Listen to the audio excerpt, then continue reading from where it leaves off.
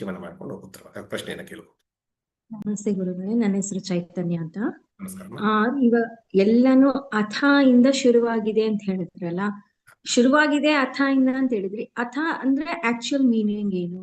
ನಂತರ, ತದನಂತರ, ದೆನ್. ಇಲ್ಲಿಯವರೆಗೂ ತದಾ, ಎಕ್ಸಾಕ್ಟ್ಲಿ ಅದೇ ಪದದ ಅರ್ಥನೇ ಬರುತ್ತೆ. ತದಾ ಅಂತ ನಾವು ಏನ್ ಹೇಳ್ತೀವೋ ಅದೇ ಪದದ ಅರ್ಥ ಬರುತ್ತೆ. ಅಥ. ಇವಾಗ ನಾವು ಯಾವುದೋ ಒಂದು ಪಾರಾಯಣ ಮಾಡ್ತಾ ಇರ್ತೀವಿ, ಇವಾಗ ಕನಕದಾರ ಅಥ ಕನಕದಾರ ಸ್ತೋತ್ರಂ ಅಂತ ಹೇಳ್ತೀವಿ. ಅವಾಗ ಅಥ ಅಂದ್ರೆ ಏನ್ ಮೀನಿಂಗ್? ಏನು ಅಂದ್ರೆ ಇಲ್ಲಿಯವರೆಗೂ ನಾನು ಏನೋ ಮಾಡ್ಕೊಂಬಂದೆ. ಈಗ ನಾವು ಗೀತೆಯಲ್ಲಿ ಹೇಳುವಾಗಲೂ ಅಷ್ಟೇ, ಅಥ ಪ್ರಥಮೋಧ್ಯಾಯ ಈ ರೀತಿಯಲ್ಲಿ ಶುರು ಮಾಡ್ತೀವಿ. ಸೊ ಹಾಗಾಗಿ ಅಥ ಅನ್ನುವಂತಹ ಪದದ ಅರ್ಥ ಏನು ಅಂತಂದಾಗ ದೆನ್, ಹಿಯರ್ ಆಫ್ಟರ್. ಅಂದ್ರೆ ಇಲ್ಲಿಯವರೆಗೂ ನಾನು ಏನೋ ಮಾಡ್ಕೊಂಡ್ಬಂದಿದ್ದೆ, ನನ್ನ ಲೌಕಿಕ ಸಂಬಂಧದಲ್ಲಿ ಜಂಜಾಟಗಳು ಏನೇನೋ ಮಾಡ್ಕೊಂಡ್ಬಂದಿದ್ದೆ.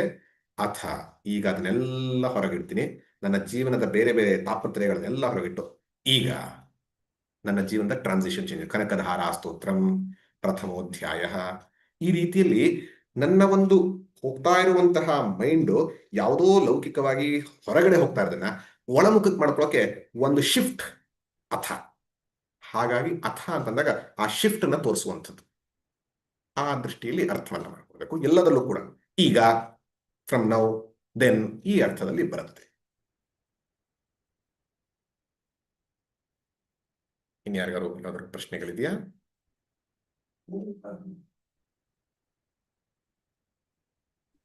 ನಮಸ್ತೆ ಗುರುಜಿ, ಅಚ್ಯುತ್ ಮೂರ್ತಿ, ದಾವಣಗೆರೆಯಿಂದ. ನಮಸ್ಕಾರ. ಈಗ ಕೃಷ್ಣಂಗೂ ಗೊತ್ತಿತ್ತು, ಅರ್ಜುನಿಗೂ ಗೊತ್ತಿತ್ತು, ಎಲ್ಲಾರ್ಗೂ ಗೊತ್ತಿತ್ತು ಯುದ್ಧ ಆಗತ್ತೆ, ಯುದ್ಧ ಆಗಲ್ಲ ಆಗತ್ತೆ ಪ್ರತಿಯೊಬ್ಬರದ್ದು. ನನ್ನ ಪ್ರಶ್ನೆ ಹಾಸ್ಯ ಅನ್ಸ್ಬೋದು. ಇಷ್ಟೆಲ್ಲ ಗೊತ್ತಿತ್ತು, ಎಲ್ಲ ಮಾಡಿದ್ರು, ಇದ್ ಮಾಡಿದ್ರು, ಇವತ್ತ ಬಂದಿದೆ ಅಂತ ಗೊತ್ತಿದೆ, ಯುದ್ಧ ಮಾಡ್ತೀವಿ ಅಂತಲೂ ಗೊತ್ತಿದೆ. ಅಂಥದ್ರಲ್ಲೂ ಮತ್ತು ಜಂಜಾಟ ಬಂಗ್ಲಾಟ್ಗಳು ಅವೆಲ್ಲ ಗೊತ್ತಿದ್ದು ಮಾಡ್ಕೊಂಡೆಲ್ಲ ಬಂದಾದ್ಮೇಲೆ ಫೈನಲ್ ಸ್ಟೇಜಿಗೆ ಬಂದು ಈ ಗೊಂದಲಗಳು ಎಲ್ಲ ಕೃಷ್ಣನ್ ಗೊತ್ತಿರ್ಲಿಲ್ವಾ? ಬರ್ತಿ ಹಿಂಗಾಗತ್ತೆ, ಇವನಿಗೆ ಈ ತರ ಕೆಳಗೆ ಬೀಳ್ತಾನೆ, ನಾನು ಎತ್ತಿಡಿತೀನಿ, ಅವೆಲ್ಲ ಗೊತ್ತಿದ್ರು ಕೂಡ ಮತ್ತೆ ನಾಟಕ ಅಂತ ಅನ್ಸಲ್ವಾ? ಎಸ್, ನಾವು ಕೃಷ್ಣನನ್ನ ಪರಮಾತ್ಮನಾಗಿ ನೋಡಿದ್ರೆ ಕೃಷ್ಣನಿಗೆ ಎಲ್ಲವೂ ಗೊತ್ತಿತ್ತು. ಅವನ ಇಡೀ ಜೀವನವೇ ನಾಟಕ ಅಲ್ವಾ? ಹಾಗಿದ್ರೆ ಅವನು ಬಂದಂತೆ, ಅವನು ನೋಡ್ದಂತೆ, ಅವನು ಮಾಡ್ತಿ ಪ್ರತಿಯೊಂದು ಕೂಡ ನಾಟಕವೇ. ಅವನೇ ಜಗನ್ನಾಟಕ ಸೂತ್ರಧಾರಿ. ಆ ನಾಟಕದಲ್ಲಿ ಅವನೇ ಡೈರೆಕ್ಟರು, ಅವನೇ ಆಕ್ಟರ್, ಹೀರೋ. ಇನ್ನು ಉಳಿದವರೆಲ್ಲರೂ ಕೂಡ ಹಾಗೆ ಮಾಡುವಂಥದ್ದು. ಇದು ಕೃಷ್ಣನನ್ನ ಪರಮಾತ್ಮನ ದೃಷ್ಟಿಯಲ್ಲಿ ನೋಡಿದಾಗ. ಕೃಷ್ಣನನ್ನ ನಮ್ಮಂತೆಯೇ ಒಬ್ಬ ಮನುಷ್ಯನ ದೃಷ್ಟಿಯಲ್ಲಿ ನೋಡಿದಾಗ ಅವನು ಒಬ್ಬ ಸೂಪರ್ ಹ್ಯೂಮನ್ ಬೀಯಿಂಗ್ ತರ ಹೇಳ್ಬೋದು. ಅವನು ಅದ್ಭುತವಾದಂತಹ ಜ್ಞಾನ, ಶಕ್ತಿ ಎಲ್ಲವನ್ನ ಹೊಂದಿದ್ದಂಥವನು. ಅವನಿಗೆ ತನ್ನ ಸ್ನೇಹಿತನಲ್ಲಿದ್ದಂತಹ ಕುಂದುಕೊರತೆಗಳು ಗೊತ್ತು, ಅವನ ಪಾಸಿಟಿವ್ಸ್ ಗೊತ್ತು. ಹಾಗಾಗಿ ಅವನು ತಗೊಂಡು ಬಂದು ಅವನಿಗೆ ಹೇಳಿದ ಕೆಲಸವನ್ನ ಮಾಡ್ದ. ಹಾಗೆ ಅವನ ಮನಸ್ಸನ್ನು ಟೆಸ್ಟ್ ಮಾಡೋ ರೀತಿಯಲ್ಲಿ ಗೊತ್ತಿದ್ದು ಹೇಗಾಯ್ತು? ಈಗ ಯಾರಿಗೂ ಗೊತ್ತಿಲ್ಲ ಬದುಕ್ದವ್ರು ಅಂದ್ರೆ ಹುಟ್ಟಿರೋರು ಸಾಯ್ತಾರೆ ಅಂತ. ಆದ್ರೆ ಸತ್ತಾಗ ನಾವೇನಾಗ್ತೀವಿ? ಸರ್ ಗೊತ್ತಿಲ್ವಾ ಸರ್ ಸಾಯೋದು? ಅಳ್ತೀವಿ, ಗೋಳಾಡ್ತೀವಿ, ಜೀವನನೇ ಹೋಯ್ತು ಅಂತೀವಿ. ಗೊತ್ತಿಲ್ವ ಅವ್ರಿಗೆ? ಅವ್ರಿಗೆ ಗೊತ್ತೇ ಇಲ್ವಾ? ಅದರಲ್ಲೂ ಹಲವಾರು ಜನ 80-90 ವರ್ಷ ಆದ್ಮೇಲೆ ಹೋಗ್ತಾರೆ ಅಂತ ಗೊತ್ತಿರುತ್ತೆ. ಅವ್ರ ಹಿಂದಿನ ದಿನಾನೇ ಹಲವಾರು ಸರಿ ಎಷ್ಟು ದಿನ ಅಂತ ಹೇಳಿರ್ತಾರೋ ಡಾಕ್ಟರ್ ಗೊತ್ತಿಲ್ಲ ಅಂತ ಅವರೇ ಹೇಳ್ತಾರೆ. ಮಾರನೇ ದಿನ ಹೋದ್ರೆ ಗೋಳು ಅಂತ ಹೇಳ್ತಾರಲ್ಲ. ಸೊ ತಿಳಿದಂತಹ ವಿಷಯಕ್ಕೂ ಅನುಭವಕ್ಕೂ ವ್ಯತ್ಯಾಸ. ತಿಳಿದಂಥದ್ದು ಬುದ್ಧಿಗೆ, ಅನುಭವ ಹೃದಯಕ್ಕೆ. ಇಲ್ಲೂ ಕೂಡ ಅರ್ಜುನನಿಗೆ ಗೊತ್ತಿತ್ತು ನಾನು ಯುದ್ಧ ಯಾರ ಜೊತೆ ಮಾಡಬೇಕು ಅಂತ. ಆದ್ರೆ ಆ ಫೇಸ್ ಟು ಫೇಸ್ ಬಂದಾಗ ಆಗ ಆಗುವಂತಹ ಇಂಪ್ಯಾಕ್ಟ್ ಬೇರೆ. ಪ್ರತಿಯೊಬ್ಬ ಸ್ಟೇಜ್ಗೆ ಹೋಗುವಂತಹ ವ್ಯಕ್ತಿಗೆ ನಾನು ಸ್ಟೇಜ್ಗೆ ಹೋಗ್ತಿರೋದು ಭಾಷಣಕ್ಕೆ ಏನ್ ಗೊತ್ತು, ಎಲ್ಲರೂ ಇರ್ತಾರೆ ಅಂತ ಗೊತ್ತು. ಅಲ್ಲಿಗೆ ಹೋದ್ಮೇಲೆ ನಡ್ಕ ಬರಲ್ವಾ? ಪ್ರತಿಯೊಬ್ಬ ವಿದ್ಯಾರ್ಥಿಯು ಎಕ್ಸಾಮ್ಗೆ ಹೋಗುವಾಗ ಗೊತ್ತು, ಅಲ್ಲಿಗೆ ಹೋಗೋದಾಗ ಕೊಡೋದೇ ಎಕ್ಸಾಮ್ ಪೇಪರ್, ಒಂದೊಂದು ಆ ಕಡೆ ಈ ಕಡೆ ಹೋಗುತ್ತೆ ಅಂತ. ಅಲ್ಲಿಗೆ ಹೋದಾಗ ನಡ್ಕ ಬರೋದಿಲ್ವಾ? ಹಾಗೆ ಅಲ್ಲಿ ಭಯದಿಂದ ಬಂದ್ರೆ ಇಲ್ಲಿ ರಾಗದಿಂದ, ಇಲ್ಲಿ ಅಟ್ಯಾಚ್ಮೆಂಟ್ ಇಂದ, ಆ ದೃಷ್ಟಿಯಿಂದ ಬಂದಿದೆ. ಅಂದ್ರೆ ಸಹಜ ಇದು, ಯಾರಿಗೇ ಆಗಲಿ ಅಯ್ಯೋ ನಮ್ಮ ಜೊತೆ ಹಿಂಗಾಗ್ತಿದೆಯಲ್ಲ ಅನ್ನುವಂಥ ದೃಷ್ಟಿಯಿಂದ ಆಗೋದು ಸಹಜ. ಆದ್ರೆ ಇಲ್ಲಿ ಇಂಟೆನ್ಸಿಟಿ ಜಾಸ್ತಿ ಇದ್ರಿಂದ ಇಂಪ್ಯಾಕ್ಟ್ ಜಾಸ್ತಿ ಆಯಿತು. ಅದಕ್ಕಾಗಿ ಈ ರೀತಿ ಬಂತು. ನಾಟಕ ಅಂತ ತಗೊಂಡ್ರೆ ಖಂಡಿತವಾಗ್ಲೂ ತಗೊಳ್ಬಹುದು, ಏನ್ ತಪ್ಪೇನಿಲ್ಲ. ಆದ್ರೆ ಅದೊಂದು ರೀತಿಲಿ ಅಮಾನುಷವಾದಂತಹ ದೊಡ್ಡದ ವಿಚಾರವಾಗಿರುವಂತಹ ಆಗತ್ತೆ. ಸಾಧಾರಣವಾಗಿ ತಗೊಂಡು ಸುಲಭ.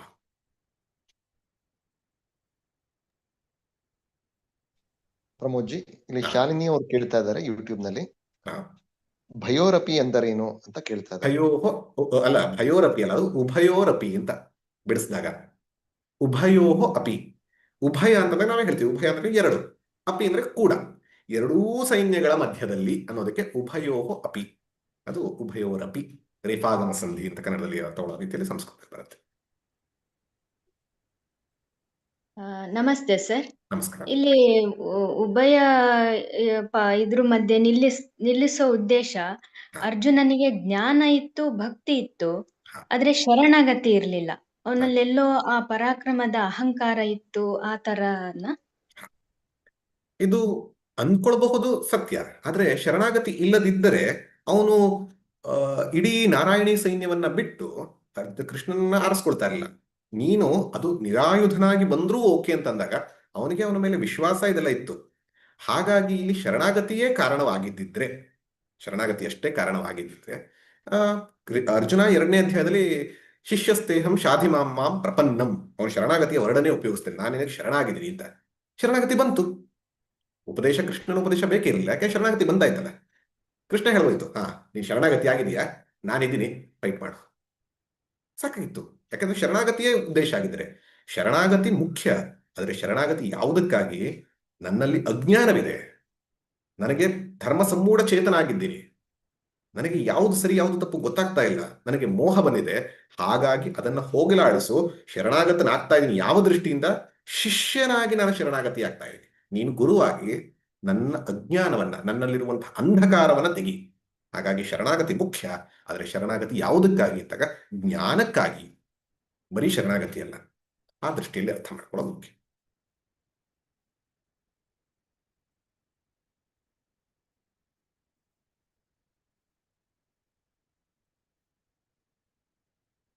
ಮುಂದಿನ ಯಾವ್ದಾದ್ರು ಪ್ರಶ್ನೆ? ನಮಸ್ತೆ ಸರ್, ನಮಸ್ಕಾರ. ನಾನು ಸುರಭಿ ಮಾತಾಡ್ತಾ ಇರೋದು. ಹೇಳಿ. ತುಂಬಾ ಚೆನ್ನಾಗಿ ಬರ್ತಾ ಇದೆ ಎಲ್ಲಾನು. ಹಾ. ಈಗ ನೀವು ಒಂದು ಉಪಯೋಗಿಸಿದ್ರಲ್ಲ, ಕೃಷ್ಣ ಅನ್ನೋದು ಅಂತರ್ಯಾಮಿಯಾಗಿ ಅವನು ತಿಳ್ಕೊಂಡಿದ್ದ ಅಂತ. ಅಂತರ್ಯಾಮಿ ಬಗ್ಗೆ ಒಂದ್ ಸ್ವಲ್ಪ ಹೇಳ್ಕೊಡ್ತೀರಾ ಸರ್? ಇದು ಅಂತರ್ಯಾಮಿ ಅಂದ್ರೆ ಏನು ಅನ್ನುವಂಥದ್ದು ಡೀಟೇಲ್ ಬೇಕು ಅಂದ್ರೆ ಬೃಹದಾರಣ್ಯಕ ಉಪನಿಷತ್ತಲ್ಲಿ ಅಂತರ್ಯಾಮಿ ಬ್ರಾಹ್ಮಣ ಅಂತ ಇಡೀ ಒಂದು ಚಾಪ್ಟರ್ ಇದೆ, ವಾಟ್ ಈಸ್ ಅಂತರ್ಯಾಮಿ ಅಂತ. ಬಟ್ ಸಿಂಪಲ್ ಆಗಿ ಅರ್ಥ ಹೇಳಬೇಕು ಅಂತಂದ್ರೆ, ಪ್ರತಿಯೊಂದು ಎಲೆಕ್ಟ್ರಿಕಲ್ ಎಕ್ವಿಪ್ಮೆಂಟ್ಗಳಿದೆ. ಪ್ರತಿಯೊಂದು ಎಲೆಕ್ಟ್ರಿಕಲ್ ಎಕ್ವಿಪ್ಮೆಂಟ್ ಒಂದು ತಿರುಗತ್ತೆ, ಒಂದು ಬೆಳಗತ್ತೆ, ಒಂದು ಬಿಸಿಯನ್ನ ಕೊಡುತ್ತೆ, ಇನ್ನೊಂದು ಬೇರೆ ರೀತಿಯಲ್ಲಿ, ಬೇರೆ ಬೇರೆ ರೀತಿಯಲ್ಲಿ ಎಲ್ಲವೂ ಕೂಡ ಕೆಲಸ ಮಾಡುತ್ತೆ. ಆದರೆ ಅದೆಲ್ಲವೂ ಬೇರೆ ಬೇರೆ ರೀತಿಯಲ್ಲಿ ಕೆಲಸ ಮಾಡ್ತಾ ಇದ್ರು. ಅದೆಲ್ಲಕ್ಕೂ ಚಾಲಕ ಶಕ್ತಿಯಾಗಿರುವಂಥದ್ದು ಯಾವುದು ಅಂದ್ರೆ ವಿದ್ಯುತ್ ಶಕ್ತಿ, ಎಲೆಕ್ಟ್ರಿಸಿಟಿ. ಹಾಗೆ ಅಂತರ್ಯಾಮಿ ಅಂತಂದಾಗ ಈ 11 ಇಂದ್ರಿಯಗಳು ಅಂದ್ರೆ ಪಂಚ ಜ್ಞಾನೇಂದ್ರಿಯಗಳು, ಪಂಚ ಕರ್ಮೇಂದ್ರಿಯಗಳು ಮತ್ತು ಅಂತರೇಂದ್ರಿಯ ಮನಸ್ಸು, ಈ ಎಲ್ಲವೂ ಕೂಡ ಒಂದೊಂದು ಕೆಲಸವನ್ನು ಮಾಡ್ತದೆ. ಒಂದು ನೋಡುತ್ತೆ, ಒಂದು ಕೇಳುತ್ತೆ, ಒಂದು ಅಗ್ರಹಣಿಸುತ್ತೆ, ಒಂದು ಸೇವಿಸುತ್ತೆ, ಒಂದು ಸ್ಪರ್ಶಿಸುತ್ತೆ, ಒಂದು ಗ್ರಹಣ ಮಾಡುತ್ತೆ, ಒಂದು ನಡೆಯುತ್ತೆ. ಇದು ಪ್ರತಿಯೊಂದು ಕೂಡ ಒಂದೊಂದು ಚಿಂತನೆ ಮಾಡುತ್ತೆ, ಒಂದು ಯೋಚನೆ ಮಾಡುತ್ತೆ, ಒಂದು ನೆನಪನ್ನು ಇಟ್ಕೊಳ್ಳುತ್ತೆ. ಈ ರೀತಿಯಲ್ಲಿ ಎಲ್ಲವನ್ನೂ ಇರೋದ್ರಿಂದ ಆ ಪ್ರತಿಯೊಂದು ಕೂಡ ಬೇರೆ ಬೇರೆ ಕೆಲಸವನ್ನು ಮಾಡ್ತಾ ಇದೆ. ಆದ್ರೆ ಆ ಪ್ರತಿಯೊಂದಕ್ಕೂ ಕೂಡ ಬೇರೆ ಬೇರೆ ಕೆಲಸ ಮಾಡಕ್ಕೆ ಬೇರೆ ಬೇರೆ ಎನರ್ಜಿ ಇದೆಯಾ ಅಂದ್ರೆ ಇಲ್ಲ. ಅದೆಲ್ಲದಕ್ಕೂ ಇರುವಂಥದ್ದು ಒಂದೇ ಎನರ್ಜಿ, ಒಂದೇ ಸೋರ್ಸ್, ಒಂದೇ ಚೈತನ್ಯ. ಆ ಚೈತನ್ಯವೇ ಪರಮಾತ್ಮ, ಆತ್ಮಸ್ವರೂಪ. ಅದನ್ನೇ ಅಂತರ್ಯಾಮಿ ಅಂದ್ರೆ the inner source of all, indweller ಅನ್ನುವಂತಹ ದೃಷ್ಟಿಯಿಂದ ತಗೋಬಹುದು. ಹಾಗಾಗಿ ಆ ಒಳಗಿದ್ದು ಎಲ್ಲವನ್ನು ಚಲಿಸುವಂತಹ ಶಕ್ತಿಗೆ ಅಂತರ್ಯಾಮಿ ಅಂತ ಹೇಳ್ತಾರೆ.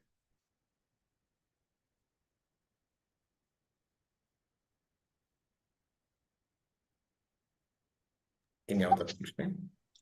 ಪ್ರಮೋದ್ ಜಿ, ಇದು 2 ಪ್ರಶ್ನೆಗಳು ಯೂಟ್ಯೂಬ್ ನಲ್ಲಿ ಕೇಳಿದ್ದಾರೆ, 2 ಆಲ್ಮೋಸ್ಟ್ ಇಂಟರ್ಲಿಂಕ್ಡ್ ಇದೆ. ಸೊ ಒಬ್ರು ಕೇಳ್ತಾ ಇದಾರೆ, ಸೊ ವಿಧಿ ದೊಡ್ಡದ ಇಲ್ಲ ಭಗವಂತ ದೊಡ್ಡವನ? ಯಾಕೆಂದ್ರೆ ಅವನಿಗೆ ಅವರ ಮನಸ್ಸನ್ನ ಚೇಂಜ್ ಮಾಡುವಂತ ಒಂದು ಶಕ್ತಿ ಇದ್ರು, ಅವನು ಬರೀ ಅವತಾರವನ್ನ ತಗೊಂಡು ಈ ತರ ಮಾಡ್ತಾ ಇದ್ದಾನಲ್ಲ, ಯಾಕೆ ಅಂತ. ಹಾಗೆ ಅದಕ್ಕೆ ಕನೆಕ್ಟೆಡ್ ಆಗಿ ಇನ್ನೊಬ್ರು ಕೇಳ್ತಾ ಇದಾರೆ, so if we see this entire process as a leela, even though lord knew he is supposed to take this avatar to clear adharmis on earth, what is the key take away from that avatara? ಬುದ್ಧಿ ಮತ್ತು ಭಗವಂತ ಅಂತ ನಾನು ಕೇಳಿದ್ದು. ವಿಧಿ ಖಂಡಿತ. ಇದು ಹಲವಾರು ಜನರಿಗೆ ಇರುವಂತಹ ಸಂಶಯ. ವಿಧಿ ದೊಡ್ಡದ, ಪರಮಾತ್ಮ ದೊಡ್ಡದ, ಅಥವಾ ನಮ್ಮ ಪುರುಷ ಪ್ರಯತ್ನ ಅಂತ. ಪರಮಾತ್ಮ ಅಂತಂದ್ರಾಗ್ಲೇನೆ ಏನು ಪರಮಾತ್ಮ ಅಂದಾಗ ಸಾಕ್ಷಿ ಚೇತ ಕೇವಲೋ ನಿರ್ಗುಣಶ್ಚ. ಈಗ ನಾನು ಹೇಳಿದಂತ ಅಂತರ್ಯಾಮಿ ಅನ್ನುವಂತಹ ಉದಾಹರಣೆಯನ್ನು ತಗೊಂಡ್ರೆ, ಎಲೆಕ್ಟ್ರಿಸಿಟಿ, ಪರಮಾತ್ಮ ಒಂದು ದಯವಿಟ್ಟು ಎಲೆಕ್ಟ್ರಿಸಿಟಿ ಈಕ್ವೇಟ್ ಮಾಡ್ಕೊಳ್ಬೇಡಿ. ಯಾಕಂದ್ರೆ ಎಲೆಕ್ಟ್ರಿಸಿಟಿ ಇಸ್ ಎನರ್ಜಿ ಅಂದ್ರೆ ಮ್ಯಾಟರ್, ಜಡ ಆಗೋಗುತ್ತೆ. ನಾನು ನಿಮ್ಗೆ ಉದಾಹರಣೆಗಷ್ಟೇ. ಎಲೆಕ್ಟ್ರಿಸಿಟಿ ಏನ್ ಮಾಡುತ್ತೆ? ತಿರುಗತ್ತಾ, ಬೆಳಗತ್ತಾ, ಬಿಸಿ ಮಾಡತ್ತಾ? ಏನೂ ಮಾಡಲ್ಲ. ಆ ಎಲೆಕ್ಟ್ರಿಸಿಟಿ ಯಾವ ಒಂದು ಮಾಧ್ಯಮದ ಮೂಲಕ ಬರುತ್ತೋ ಆ ಕೆಲಸವನ್ನು ಮಾಡುತ್ತೆ. ಆದ್ರೆ ಎಲೆಕ್ಟ್ರಿಸಿಟಿ ತಿರುಗೋದು ಇಲ್ಲ, ಎಲೆಕ್ಟ್ರಿಸಿಟಿ ಬೆಳಗೋದು ಇಲ್ಲ. ಎಲೆಕ್ಟ್ರಿಸಿಟಿಯ ಶಕ್ತಿಯನ್ನು ಉಪಯೋಗಿಸ್ಕೊಂಡು ಆ ಮಾಧ್ಯಮ ಕೆಲಸ ಮಾಡುತ್ತೆ. ಹಾಗೆ ಪರಮಾತ್ಮ ಅನ್ನುವಂಥವನು ಅವನಿಗೆ ಹೀಗೆ ಮಾಡಿಸ್ಬೇಕು ಅಂತಿಲ್ಲ. ಪರಮಾತ್ಮ ಯಾವಾಗಲೂ ದುರ್ಯೋಧನನಲ್ಲೂ ಅಂತರ್ಯಾಮಿಯಾಗಿದ್ದಾನೆ, ಅರ್ಜುನನಲ್ಲೂ ಅಂತರ್ಯಾಮಿಯಾಗಿದ್ದಾನೆ, ಭೀಷ್ಮರಲ್ಲೂ ಇದ್ದಾನೆ, ನಮ್ಮಲ್ಲೂ ಇದ್ದಾನೆ, ನಿನ್ನಲ್ಲೂ, ಎಲ್ಲರಲ್ಲೂ ಇದ್ದಾನೆ. ಹಾಗಾದ್ರೆ ಅವನು ಏನ್ ಮಾಡ್ತಾನೆ? ಅಂತರ್ಯಾಮಿಯಾಗಿ ಬೆಳಗ್ತಾ ಇದ್ದಾನೆ. ಎಲೆಕ್ಟ್ರಿಸಿಟಿ, ನೀವು ಅದನ್ನು ಉಪಯೋಗಿಸ್ಕೊಂಡು ಬೆಳಗಿಸ್ತಿರೋ ಆರಿಸ್ತಿರೋ ಅದು ನಿಮಗೆ ಬಿಟ್ಟಿದೆ. ಹಾಗಾಗಿ ಪರಮಾತ್ಮ ಪಕ್ಷಪಾತಿ ಅಲ್ಲ, ಅಪ್ಪಿತಪ್ಪಿಯವನೇನೋ ಪಕ್ಷಪಾತಿಯಾಗಿ ತನಗೆ ಇಷ್ಟ ಬಂದಂಗೆ ನಡೀಬೇಕು ಅಂತಿದ್ರೆ ಹೀಗೇ ನಡಿಬೇಕು ಅಂತ ಹೇಳಿ ಡಿಸೈಡ್ ಮಾಡಿ ಹೀಗೆ ನಡೆಸ್ತಿದ್ದ. ಆದ್ರೆ ದುರ್ಯೋಧನ ರೀತಿ ಮನಸ್ಸಿನ ಇದ್ರೆ ಆ ರೀತಿ ಪ್ರೇರಣೆ ಕೊಡ್ತಾನೆ, ಆ ರೀತಿ ಪ್ರಚೋದನೆ ಕೊಡ್ತಾನೆ. ಯಾರಿಗೋ ಆ ಕರೆಂಟಿಗೆ, ಯಾರೊಬ್ರು ಆ ಕರೆಂಟ್ ಬರ್ತಾ ಇದೆ ಅದನ್ನು ಮುಟ್ಟಿ ಯಾರೋ ಶಾಕ್ ಹೊಡ್ಸ್ಕೊಂಡು ಸತ್ರೆ ಎಲೆಕ್ಟ್ರಿಸಿಟಿ ಮೇಲೆ ಏನಾದ್ರು ನೀವು ಕಂಪ್ಲೇಂಟ್ ಕೊಡಕ್ಕಾಗತ್ತಾ? ಎಲೆಕ್ಟ್ರಿಸಿಟಿ ತಪ್ಪು ಅಂತ ಹೇಳಕ್ಕಾಗತ್ತಾ? ಇಲ್ಲ ಅಲ್ವಾ? ಯಾರು ಫ್ಯಾನ್ಗೆ ನೇಣು ಹಾಕೊಂಡ್ರೆ ಫ್ಯಾನ್ಗೆ ನೇಣು ಹಾಕೊಂಡ್ರು ಹಾಗಾಗಿ ಇದು ತಪ್ಪಾಯ್ತು, ಎಲೆಕ್ಟ್ರಿಸಿಟಿ ಇದ್ರ ಪ್ರಾಬ್ಲಮ್ ಅಂತ ಹೇಳಕ್ಕಾಗತ್ತಾ? ಆಗಲ್ಲ. ಒಳ್ಳೆಯದಾಗ್ಲಿ ಕೆಟ್ಟದಾಗ್ಲಿ ಎಲೆಕ್ಟ್ರಿಸಿಟಿ ಯಾವುದೂ ಇಲ್ಲ, ಮಾಧ್ಯಮದ್ದು. ಹಾಗೆ ನಮ್ಮ ಆಂತರಿಕ ಸಂಸ್ಕಾರಕ್ಕೆ ತಕ್ಕಂತೆ ಕರ್ಮವನ್ನ ನಾವು ಮಾಡೋದಕ್ಕೆ ಅವನು ಪ್ರೇರಕ ಶಕ್ತಿಯಾಗಿ, ಪ್ರೇರಕ ಅಂತಾನು ಪ್ರೇರಕ ಅಲ್ಲ, ಅದನ್ನ ಚಲಾಯಿಸುವ ಶಕ್ತಿ, ಚಾಲಕ ಶಕ್ತಿಯಾಗಿ ನಿಂತ್ಕೋತಾನೆ. ಪ್ರೇರಕ ಶಕ್ತಿಗಿಂತ ಚಾಲಕ ಶಕ್ತಿಯಾಗಿ. ನೀವು ಒಂದು ಬೆಳಕಿದ್ದಾಗ ಬೆಳಕಿನಲ್ಲಿ ನೀವು ಭಗವದ್ಗೀತೆ ಪುಸ್ತಕ ಓದ್ತಿರೋ, ಆ ಬೆಳಕು ತಗೊಂಡು ಹೋಗಿ ನೀವು ಯಾರ್ದಾರು ಮನೆ ಕಳ್ತನ ಮಾಡ್ತಿರೋ, ಬೆಳಕಿಗೆ ಏನಾರು ಅಂಟತ್ತೋ? ಅಂಟಲ್ಲ. ಹಾಗೆ ಪರಮಾತ್ಮನು ಕೂಡ ಅಸಂಗನಾಗಿ, ಪರಮಾತ್ಮ ಅಂತ ಅಂದ್ರೇನೆ ಹಾಗೆ ಸಾಕ್ಷಿಯಾಗಿ, ನೀವು ಯಾವ ಕರ್ಮವನ್ನ ಮಾಡ್ತೀರೋ ಅದಕ್ಕೆ ಅವನು ಸಾಕ್ಷಿಯಾಗಿರ್ತಾನೆ. ನೀವು ಮಾಡೋ ಕರ್ಮಕ್ಕೆ ತಕ್ಕದಂತ ಫಲವನ್ನ ಕೊಡ್ತಾನೆ. ಅಷ್ಟು ಬಿಟ್ಟರೆ ಬೇರೆದೇನೂ ಇಲ್ಲ. ವಿಧಿ, ಇಲ್ಲಿ ವಿಧಿ ಅಂತಂದಾಗ ಪೂರ್ವ ನಿಶ್ಚಿತ ಅನ್ನುವಂಥ ದೃಷ್ಟಿ ನೋಡ್ರೆ, ಪೂರ್ವ ನಿಶ್ಚಿತ ಅವನು ಮಾಡಿದ್ರೆ, ಯೋಚನೆ ಮಾಡಿ, ಪೂರ್ವ ನಿಶ್ಚಿತ ಅನ್ನೋಂಥದ್ದು ಪರಮಾತ್ಮನೇ ಡಿಸೈಡ್ ಮಾಡಿದ್ರೆ ಅವನ ಡಿಸಿಷನ್ಗೋಸ್ಕರ ನಾನು ನಗಳಬೇಕಾ ಅನ್ನೋದು ಬರುತ್ತೆ. ಇಲ್ಲಿ ಪೂರ್ವ ನಿಶ್ಚಿತ ಅನ್ನೋಂಥದ್ದು ಅರ್ಧ ಸತ್ಯ. ಆದ್ರೆ ಆ ಪೂರ್ವ ನಿಶ್ಚಿತ ಆಗಿದ್ದು ಹೆಂಗೆ ಅಂದಾಗ ನನ್ನದೇ ಪೂರ್ವ ಕರ್ಮದಿಂದ. ನಾನು ಯಾಕೆ ಆ ರೀತಿ ಮಾಡಿದೆ? ನನ್ನದೇ ಪೂರ್ವ ಕರ್ಮದಿಂದ. ನಾನು ಯಾಕೆ ಆ ರೀತಿ ಯೋಚನೆ ಮಾಡಿದೆ? ಯಾವಾಗ್ಲೂ ಹಾಗಾದ್ರೆ ಹಾಗೇ ನಡ್ಕೊಂಡು ಹೋಗುತ್ತೆ ಅಲ್ಲ, ಆ ಯೋಚನಾ ರೀತಿ ಲಹರಿ ಬರುತ್ತೆ. ನಾನು ಆ ಸಂದರ್ಭದಲ್ಲಿ ಉಪಯೋಗಿಸ್ಕೊಂಡು ಹೀಗೆ ಹೋಗ್ಲಾ, ಬದಲಾಯಿಸ್ಕೊಳ್ಳ, ಅದು ನನ್ನ ಪುರುಷ ಪ್ರಯತ್ನ. ವಿಧಿ ಏನಾದ್ರು ಪರಿಪೂರ್ಣವಾಗಿ ನಿಶ್ಚಿತವಾಗಿದ್ದಿದ್ರೆ, ಈಗ ಯೋಚನೆ ಮಾಡಿ, ನನಗೆ ಮೋಕ್ಷ ಸಿಕ್ಕಬೇಕು ಅಂತ ತೀರ್ಮಾನ ಆಗಿದೆ, ನಾನು ಏನ್ ಮಾಡಿದ್ರು ಮೋಕ್ಷ ಸಿಗತ್ತೆ. ನಿಮಗೆ ನರಕಕ್ಕೆ ಹೋಗೋದು ಅಂತ ಪ್ರಾರಬ್ಧ ಬಂದಿದೆ, ಆಗ ನೀವು ಏನ್ ಮಾಡೋದು ನರಕಕ್ಕೆ ಹೋಗ್ತೇವೆ. ಹೀಗಾದ್ರೆ ನನ್ನ ಧರ್ಮ, ನಂಗೆ ಶಾಸ್ತ್ರ ಯಾಕೆ ಬೇಕು? ನಾನು ಯಾಕೆ ಅಟೆಂಡ್ ಮಾಡಬೇಕು? ನಾನು ಅಟೆಂಡ್ ಮಾಡಿದ್ರೂ ಮೋಕ್ಷ ಆಗತ್ತೆ, ಅಟೆಂಡ್ ಮಾಡದೆ ಹೋದ್ರೂ ಮೋಕ್ಷ ಆಗತ್ತೆ. ನಂಗೆ ಗೊತ್ತಿಲ್ಲ ಆಗತ್ತೋ ಇಲ್ವೋ ಅನ್ನೋದು. ಬಟ್ ಏನೋ ಒಂದು ಆಗಬೇಕು ಅಂತ ಆಗಬೇಕು ಅಂತಿದ್ರೆ ಆಗತ್ತೆ. ನಾನು ಯಾಕೆ ತಲೆ ಕೆಡಿಸ್ಕೊಳ್ಬೇಕು? ನಾನು ಯಾಕೆ ಕಷ್ಟಪಡಬೇಕು? ಏನಿದ್ರು ಆಗತ್ತೆ. ಹಾಗಾಗಿ ಸಾಧನೆ ಆಗ್ಲಿ, ಶಾಸ್ತ್ರವಾಗ್ಲಿ ಎಲ್ಲವೂ ಕೂಡ ನಿರರ್ಥಕವಾಗತ್ತೆ ವಿಧಿಯನ್ನ 100ಕ್ಕೆ 100 ಒಪ್ಪಿದ್ರೆ. ಆದ್ರೆ ವಿಧಿಯ ಪಾತ್ರ ಇದೆ. ವಿಧಿ ಅಂದ್ರೆ ನಮ್ಮ ಪೂರ್ವ ಕರ್ಮಗಳ ವಾಸನೆ, ಪೂರ್ವ ಕರ್ಮದ ಫಲ, ಅದು ನಮ್ಮ ಕಣ್ಣು ಮುಂದೆ ಸಿಚುವೇಶನ್ ಅನ್ನ ತಂದಿಡುತ್ತೆ. ಆ ಸಿಚುವೇಶನ್ಗೆ ನಾನು ಹೆಂಗೆ ರೆಸ್ಪಾಂಡ್ ಮಾಡ್ತೀನಿ, ಹೇಗೆ ರಿಯಾಕ್ಟ್ ಮಾಡ್ತೀನಿ ಅಂತದ್ದು ಪ್ರೆಸೆಂಟ್ ಕರ್ಮ. ಇವಾಗಿನ ನನ್ನ ಒಂದು ಪುರುಷ ಪ್ರಯತ್ನ, ಆ ಎರಡೂ ಸೇರಿ ಆಗ ಫಲವನ್ನ, ಮುಂದಿನ ಫಲವನ್ನ ಕೊಡುವಂಥದ್ದು. ಹಾಗಾಗಿ ಪರಮಾತ್ಮ ಚಾಲಕ ಶಕ್ತಿಯಾಗಿ ಎಲ್ಲವನ್ನೂ ಒಪ್ಪಿಕೊಳ್ಳುತ್ತಾನೆ, ಎಲ್ಲವನ್ನೂ ಮಾಡ್ತಾನೆ, ಯಾವುದನ್ನು ಮಾಡದೆ ಎಲ್ಲವನ್ನೂ ಮಾಡ್ತಾನೆ. ನಾವೆಲ್ಲರೂ ಕೂಡ ವಿಧಿಯ ಅಂದ್ರೆ ನಮ್ಮ ಪೂರ್ವ ಕರ್ಮಗಳ ವಾಸನೆಯ ದೃಷ್ಟಿಯಲ್ಲಿ ಬರುತ್ತೆ.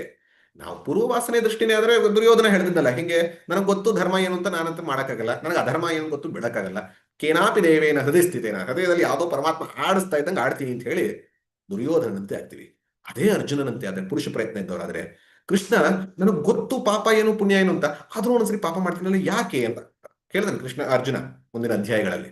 ಆಗ ಹೇಳುವಂಥದ್ದು ನಮ್ಮಲ್ಲೇ ಇರುವಂತಹ ರಾಗದ್ವೇಷಗಳಿಂದ ಇದೆಲ್ಲ ಆಗ್ತಾ ಇದೆ, ಅದನ್ನ ಕಂಟ್ರೋಲ್ ಮಾಡುವಂತ ಪುರುಷ ಪ್ರಯತ್ನ ನಿನ್ನಲ್ಲಿದೆ ಅಂತ ಕೃಷ್ಣನ ಮಾತು.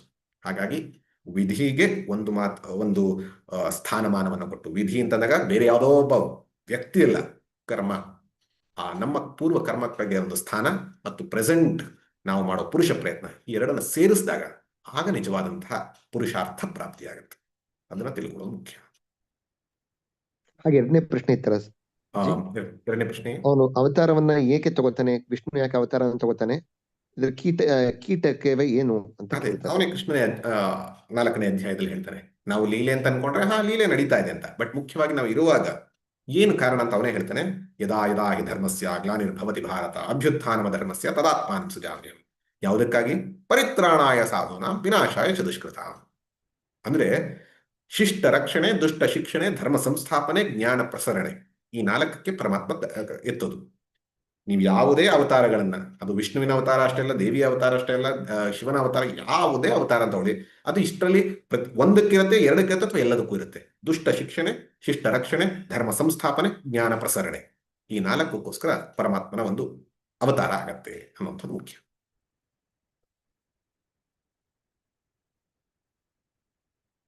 ಸರ್ ನಮಸ್ಕಾರ. ಲಾಸ್ಟ್ ಪ್ರಶ್ನೆ. ಅದೇ ನಮಸ್ಕಾರ ಸರ್. ನಮಸ್ಕಾರ ಸರ್, ಈಗ ತಾವು ಹೇಳಿದ್ರಲ್ಲ ಸರ್, ಈ ವಿಧಿ ಪೋರ್ಷನ್ ಒಂದ್ ಸ್ವಲ್ಪ ಇದೆ, ಅದು ಹಿಂದಿನ ಕರ್ಮ ಹೇಗಿದೆ ಅನ್ನೋದನ್ನ ನಿಮಗ್ ತೋರಿಸುತ್ತೆ. ನಿಮ್ಮ ಮನುಷ್ಯ ಪ್ರಯತ್ನದಿಂದ ನೀವು ಅದನ್ನ ಹೇಗೆ ಮಾಡ್ತೀರೋ ಅದಕ್ಕೆ ಭಗವಂತ ಚಾಲನೆ ಕೊಡ್ತಾನೆ, whether it is positive or negative, whatever the thing ಅಂತ. ಈಗ ಒಬ್ಬ ಮನುಷ್ಯಂಗೆ ಅನ್ಯಾಚುರಲ್ ಥಾಟ್ಸ್ ಎಷ್ಟೋ ಬರುತ್ತೆ ಅಂತ ಇಟ್ಕೊಳ್ಳಿ. ಅವನು ಈಗ ನಾನ್ ಚೆನ್ನಾಗಿರ್ಬೇಕು, ನಾನ್ ಒಳ್ಳೇದ್ ಮಾಡ್ಬೇಕು, ನಾನ್ ಹೀಗಿರ್ಲೆ ಅನ್ನೋದು ಅನ್ಕೊಂಡೇ ಇರ್ತಾನೆ. ಆದ್ರೂನು ಅವನ್ಗೆ ಕೆಲವು unnatural which is A very very disastrous thoughts ಬರುತ್ತೆ. ಎಸ್ ಆಗ ಅವನ್ಗೆ ಮನ್ಸಲ್ಲಿ ಅನ್ನಿಸ್ತಾ ಇರತ್ತೆ, ನಾನ್ ಇಂಥ ಪಾಪ ಮಾಡಿದೀನ, ನನ್ಗೆ ಈ ತರ ಬರ್ತಿದೆಯಲ್ಲ thoughts, how I have to come out of this ಅಂತ. ಅವ್ನ್ಗೆ ಆಕ್ಚುಲಿ ಇಷ್ಟ ಇರಲ್ಲ, ಅದ್ ಬರಕ್ ಇಷ್ಟನೇ ಇರಲ್ಲ. ಆದ್ರೂ ಎಲ್ಲೋ ಮೈಂಡ್ ಅಲ್ಲಿ ಇರುತ್ತೆ, ಅವ್ನ್ ಥಾಟು ಮಾಡಿರಲ್ಲ, ಬರುತ್ತೆ. ಅರ್ಥ ಆಯ್ತು. ಅವ್ನು how he should come out of that situation. Very practical and very important questions for all ಸಾಧಕಾಸ್. ಸಾಧಕರಾದ ತಕ್ಷಣವೇ ನಮ್ಗೆ ಅನ್ಸುತ್ತೆ ನನ್ನ ಜೀವನ ಯಾವ ರೀತಿ ಇರಬೇಕು, ನನ್ನ ಯೋಚನೆ ಯಾವ ರೀತಿ ಇರಬೇಕು, ನನ್ನ ಚಿಂತನೆ ಯಾವ ರೀತಿ ಇರಬೇಕು. ಆದ್ರೆ ನಮಗೆ ಗೊತ್ತಿರೋ ಹಾಗೆ ಅನಿರೀಕ್ಷಿತವಾದಂತಹ ಒಂದು ರೀತಿಯಲ್ಲಿ ತುಂಬಾ ಕೆಟ್ಟದಂತಹ ಚಿಂತನೆಗಳು, ಯೋಚನೆಗಳು ಇಂಥವೆಲ್ಲ ಬರುತ್ತೆ. ಇದು ಬರೀ ಎಚ್ಚರವಿದ್ದಾಗ ಯೋಚನೆ ಅಷ್ಟೇ ಅಲ್ಲ, ನಿದ್ದೆಯಲ್ಲಿ ಕನಸಿನಲ್ಲೂ ಕೂಡ ಏನೇನೋ ಬರೋದಕ್ಕೆ ಶುರುವಾಗತ್ತೆ. ಈ ರೀತಿಯಲ್ಲಿ ಇದ್ದಾಗ ಸಾಧಕನಾದವನು ನಾನು ಎಂಥ ಪಾಪಿ, ಈ ರೀತಿಯ ಒಂದು ಯೋಚನೆ ಚಿಂತನೆಗಳೆಲ್ಲ ಬರ್ತಿದ್ದಿಲ್ಲ ಹೇಗೆ ಅಂತ ಹೇಳಿ ಹಿ ಸ್ಟಾರ್ಟ್ಸ್ ಬ್ರೂಡಿಂಗ್ ಓವರ್. ಇದರಿಂದ ಹೊರಗೆ ಬರಬೇಕು ಅಂತ ಆಸೆ, ಏನ್ ಮಾಡ್ಬೇಕು ಅಂತಂದಾಗ ಇಲ್ಲೇ ಈಗ ಹೇಳಿದಂತಹ ವಿಚಾರವನ್ನೇ ನೀವು ಅರ್ಥ ಮಾಡ್ಕೊಂಡಾಗ ಕ್ಲಾರಿಟಿ ಬರುತ್ತೆ. ವಿಧಿ ಅಥವಾ ನನ್ನ ಪೂರ್ವಕರ್ಮ ಏನ್ ಮಾಡ್ತು, the first thought you don't have control over it. You ಅಂದ್ರೆ ಪ್ರೆಸೆಂಟ್ ಯು, ಅದು ಯಾಕೆಂದ್ರೆ ಪಾಸ್ಟ್ ಯು ಇಂದಾನೆ ಬಂದಿರೋದು. The present you doesn't have a control over the first thought. ಮೊಟ್ಟ ಮೊದಲಿಗೆ ಆ ಯೋಚನೆ ಬಂದಾಗ, ಆ ಥಾಟ್ ಬಂದಾಗ, ಆ ವೃತ್ತಿ ಬಂದಾಗ ಬಂತು, ಅದು ನಿಮ್ಮ ಕೈನಲ್ಲಿ ಇಲ್ಲ. ಆ ಯೋಚನೆ ಅಥವಾ ಚಿಂತನೆ ಅಥವಾ ಆ ಒಂದು ಸ್ವಪ್ನ ಆಗ್ಲಿ ಏನೋ ಬಂತು, ಬರೋದಕ್ಕೆ ನಿಮ್ಮ ಕೈಯಲ್ಲಿ ಕಂಟ್ರೋಲ್ ಇಲ್ಲ. You don't have control. But ಅದನ್ನ ಪರ್ಪೆಚುವೇಟ್ ಮಾಡ್ತೀನ, ಅದನ್ನ ಇನ್ನೂ ಯೋಚನೆ ಮಾಡ್ತಾ ಹೋಗ್ತೀನ, ಅದನ್ನ ಬೆಳೆಸ್ತಾ ಹೋಗ್ತೀನ, ಇದು ನನ್ನ ಕೈನಲ್ಲಿದೆ. ಇದು ಪುರುಷ ಪ್ರಯತ್ನ, ಇದು ಸಾಧನೆ. ಒಂದೇ ಥಾಟ್ ಬಂತು, ಈಗ ಉದಾಹರಣೆಗೆ ನನ್ನಲ್ಲಿ ಯಾವುದೋ ಒಂದು ಕಾಮಭಾವವೋ ಲೋಭಭಾವವೋ ನನ್ನ ಮನಸ್ಸಿನಲ್ಲಿ ಬಂದ್ಬಿಡ್ತು. ದುಡ್ಡು ಇಷ್ಟು ಹೆಂಗೋ ಹೊಡೆದ್ರೆ ಆಯ್ತು ಅಂತ ಒಂದು ಥಾಟ್ ಬಂತು. ಆ ಥಾಟ್ ಬಂದ ತಕ್ಷಣ ಸಾಧಕನಾದ ತಕ್ಷಣ ಅಲರ್ಟ್ ಆಗಿ, this thought is dangerous, this is having a wrong consequence for me, I will nipping at the bud ಅಂತಾರಲ್ಲ, ಅಂದ್ರೆ ಆ ಮೊಳಕೆ ಆಗುವಂತ ಸಂದರ್ಭದಲ್ಲಿ ಅದನ್ನು ಚಿವುಟ್ ಹಾಕೋದಂತ ಬರುತ್ತೆ. ಬಂದ ತಕ್ಷಣ ಚಿವುಟ್ ಹಾಕುವಂಥದ್ದು, ಇಗ್ನೋರ್ ಮಾಡುವಂಥದ್ದು, ಏನಾರು ಮಾಡಿ ಅದನ್ನಂತೂ ಎಕ್ಸ್ಟ್ರಾ ಬೆಳೆಸುವಂಥದ್ದಿಲ್ಲ. ಇದು ಪುರುಷ ಪ್ರಯತ್ನ. ಅದನ್ನ ಮಾಡಿದಾಗ ಈಗ ಏನಾಯ್ತು, ಈ ಸಂಸ್ಕಾರ ಇತ್ತು, ಅದು ಪಾಪಪ್ ಆಯ್ತು, ಬಂತು. ನೀವೇನ್ ಮಾಡಿದ್ರಿ, ಒಂದ ಕಿತ್ತು ಹಾಕಿದ್ರಿ, ಅಥವಾ ಅದಕ್ಕೆ ನೀವು ಸೊಪ್ಪು ಹಾಕ್ಲಿಲ್ಲ, ಅಥವಾ ಅದಕ್ಕೆ ನೀವು ಗೊಬ್ಬರವನ್ನು ಹಾಕಿ ಬೆಳೆಸ್ಲಿಲ್ಲ. ನೆಕ್ಸ್ಟ್ ಸರಿಗೆ ಏನಾಯ್ತು, this thought becomes weak. This thought becomes weak. ನೀವು ಅದಕ್ಕೆ ಗೊಬ್ಬರ ಹಾಕಿದ್ರೆ ಮರವಾಗಿತ್ತು, ನೆಕ್ಸ್ಟ್ ಸರಿ ಬಂದಾಗ ಮರವಾಗಿದ್ದು ಹೆಣ್ಮರವಾಗತ್ತೆ.